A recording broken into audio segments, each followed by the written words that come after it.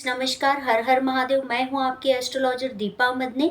कैसे हैं दोस्तों आप लोग? उम्मीद करती हूँ कि आप लोग स्वस्थ होंगे, अच्छे होंगे। हिंदू नववर्ष की बहुत बहुत शुभकामनाएं, साथ ही गुड़ी पड़वा की भी शुभकामनाएं और साथ ही चैत्र की नवरात्रि की भी बहुत बहुत शुभकामनाएं। माता रानी आपकी सभी इच्छाएं पूरी करे।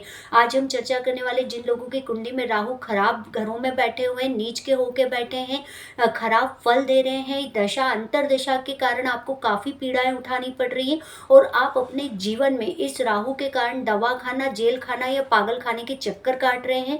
कहीं ना कहीं वाद विवाद में फंसते जाते हैं, कहीं ना कहीं आपके काम अटकते जाते हैं। अगर ये सारी चीजें आपके संग में हो रही है तो चैत्र की नवरात्रि का जो दूसरा दिन है, माँ ब्रह्मचारिणी का, जो 23 मार्च 2023 के दिन पड़ रहा है, अगर इस दिन आप मेरा बताए हुए छोटा सा उपाय कर लेंगे तो यकीन मानिए माँ ब्रह्मचारिणी आपके इस खराब राहु को भी ठीक कर देगी। इसके आपके अच्छे फल मिलना शुरू हो जाएंगे। तो क्या करना है आपको उपाय, ये सारी जानकारी मैं आपको दूंगी। लेकिन उससे पहले मेरा निवेदन है कि अगर आपने अभी तक मेरे चैनल को लाइक नहीं करा है, सब्सक्राइब नहीं करा है, तो आप पहले मेरे चैनल को लाइक कर लीजिए, सब्सक्राइब कर लीजिए और उसमें जो बेल आइकन का बटन है उसे जरूर प्रेस करिए ताकि मेरी वीडियो की हर नई जानकारी आप तक सबसे पहले पहुंच सके। तो चलिए दोस्तों, अपनी चर्चा को आगे बढ़ाती हूँ। आप जो 23 मार्च 2023 के दिन जो दूसरा दिन पड़ रहा है, माँ ब्रह्मचारिणी का पड़ रहा है। माँ ब्रह्मचारिणी साध्वी है, साधक है, साथ ही तप, त्याग, वैराग्य, संयम और सदाचार कि इनके अंदर मूलभूत गुण होते हैं और यही जब कोई इनकी पूजा उपासना शुरू करता है तो उसे भी इन गुणों की प्राप्ति होती है।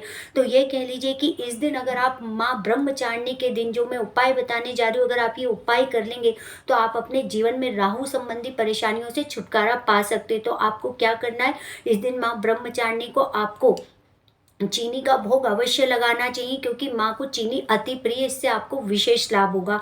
उपाय के तौर पर जो मैं आपको राहु का उपाय बताने जा रही हूँ, जिन लोगों की भी कुंडली में राहु संबंधी समस्याएं चल रही, राहु नीच के बैठे हैं, राहु लगन के होकर बैठे हुए हैं, या किसी भी तरीके से राहु की दशा अंतर दशा चल रही, या उन लोगों को कुंडली एनालिसिस करते नहीं आता, या वो अपने दशा अंतर दशा नहीं देख पाते, लेकिन दवा खाना उनका पीछा नहीं छोड़ रहा है, या फिर जेल, या फिर कोई ना कोई सरकार से पेनल्टी चलती रहती, या फिर कहीं ना कहीं दिमागी खलल, रातों की नींद उड़ी हुई है, कहीं मन नहीं लगता, कभी मन खुश होता है, कभी मन उदास हो जाता है, डिप्रेशन के हालात हो रहे हैं। अगर ये सारी चीजें आपके संग में चल रही तो भी आप इस उपाय को सभी लोग कर सकते हैं। तो उपाय के तौर पर आपको क्या करना है, आपको किसी भी मंदिर में आपको विद्या का पौधा लगवा देना चाहिए माँ ब्रह्मचारिणी वाले दिन। माँ ब्रह्मचारिणी के दिन अगर आप विद्या का पौधा लगाते तो जो विद्या को जोड़ा जाता है वो सरस्वती से जोड़ा जाता है, और जो राहु है उनकी जो लॉर्ड है वो सरस्वती देवी, अगर आप उनकी पूजा करते हैं या आप शिव जी की पूजा करते हैं तो वो बहुत जल्दी प्रसन्न होते हैं।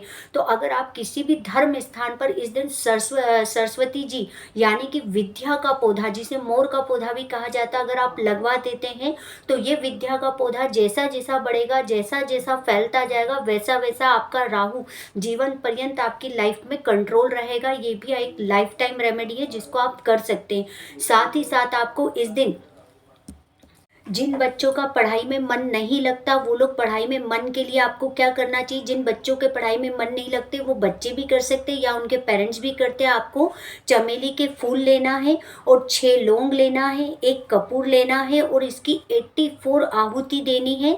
आपको मंत्र क्या बोलना है, ओम ब्रह्मचारिणी देवी नमः स्वाहा, बस इसकी आपको आहुति देनी है।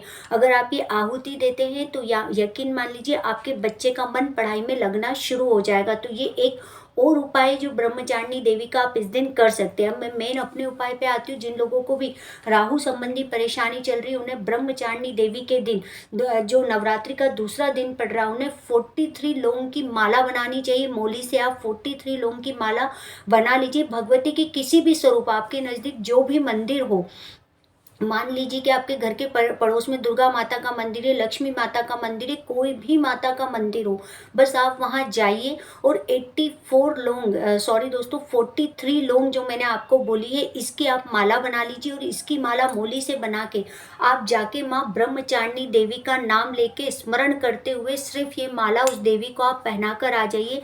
आपकी कुंडली में राहु की दशा अंतरदशा, राहु नीच का होके बैठा है, खराब घरों में बैठा है, लगन से खराब बैठा है, कैसे वैसे भी आपको खराब फल दे रहा होगा, तो यकीन मानिए कि आपका राहु कंट्रोल हो जाएगा, आपके जीवन से बड़ी-बड़ी परेशानियों को दूर कर देगा और आपका जीवन स्मूथली चलना शुरू हो जाएगा। क्योंकि माँ ब्रह्मचारिणी जो है, करुणा का सागर है, सरस्वती जी से भी इनको जोड़ के देखा जाता है।